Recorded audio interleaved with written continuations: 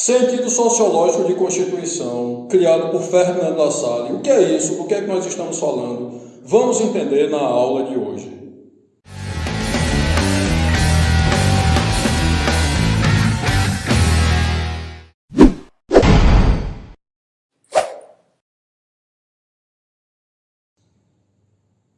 Então, sentido sociológico, mas antes de falar nele, eu quero lembrar você que se tiver alguma dúvida, deixe nos comentários, que eu estou sempre dando uma olhada, estou sempre atento e vou respondendo todo mundo, tá? Da mesma forma, se você, quiser algum conteúdo, alguma aula sobre um tema determinado, deixa nos comentários que eu preparo isso para você, tá certo? Vamos lá. Sentido sociológico de Constituição. O que é isso? Na nossa última aula, nós vimos o que é uma Constituição. A Constituição, ela constitui, ela dá a estrutura básica de um Estado. Então, é por isso que a Constituição é a lei fundamental e suprema do Estado. É na Constituição que nós encontramos as normas referentes à estruturação do Estado, a formação e organização dos poderes públicos, a forma de governo, a forma de Estado, a repartição constitucional de competências, aos direitos, garantias e deveres do cidadão. Então, tudo isso nós encontramos na Constituição. Mas, embora isso nos permita entender o que é a Constituição, nós ainda não sabemos todos os sentidos da palavra Constituição, de acordo com a tradição do direito constitucional. Vamos começar hoje com o sentido sociológico de Constituição, que foi criado, que foi estabelecido pelo Ferdinand Lassalle. O Ferdinand Lassalle foi um alemão contemporâneo do Karl Marx. Eles, inclusive, dialogavam entre si, até que num dado momento eles romperam, se desentenderam. Muitos consideram Lassalle como um socialista, outros como um precursor da social-democracia. O que a gente precisa saber aqui é que ele é um cara de fundamental importância para entendermos não apenas o direito constitucional, mas a política, a ciência política, a sociologia. Ele é um autor muito importante, tá certo?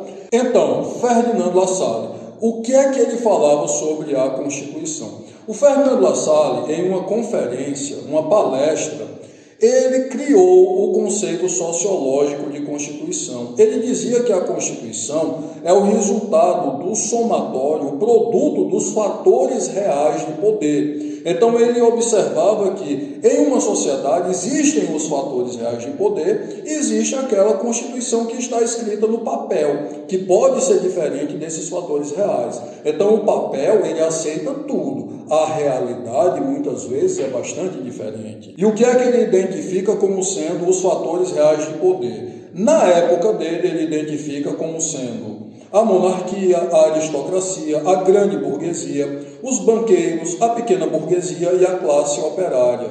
Esses fatores podem mudar, podem ser alterados de uma época para outra, de uma sociedade para outra? Claro que pode. Mas nós conseguimos perceber que no Brasil existem fatores reais de poder. Os bancos são um fator real de poder? São. As instituições financeiras são um fator real de poder muito importante, muito poderoso. Além deles, no Brasil, hoje, nós temos o quê? Nós poderíamos considerar, talvez, o agronegócio um fator real de poder. Nós poderíamos considerar também as igrejas um fator real de poder. Observe, esses fatores, inclusive, têm bancadas no Congresso Nacional que podem propor e aprovar emendas constitucionais, podem mudar a Constituição, podem mudar a lei, podem fazer novas leis. E observe, eu não estou dizendo que isso é bom ou ruim, eu só estou dizendo que isso acontece. Então é graças ao Lassalle que a gente consegue entender isso, que a gente consegue compreender isso. O povo, nós, a população brasileira, nós seríamos um fator real de poder com toda certeza.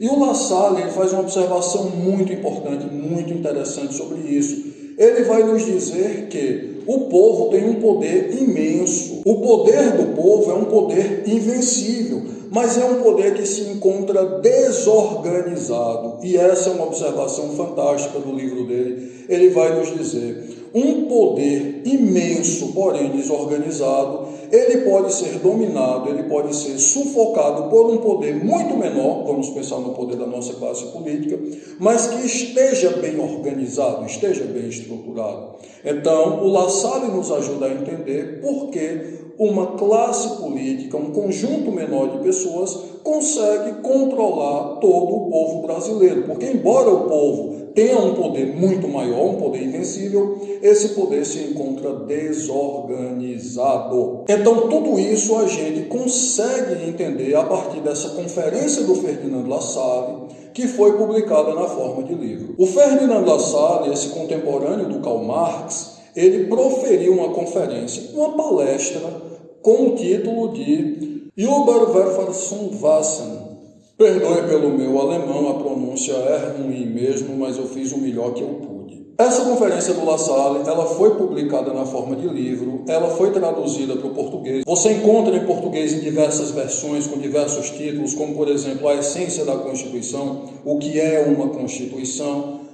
É um livro curtinho, breve, mas uma leitura interessantíssima, uma leitura que vale muito a pena. Lembrando sempre, se você tiver alguma dúvida, coloque nos comentários, eu sempre olho, sempre respondo.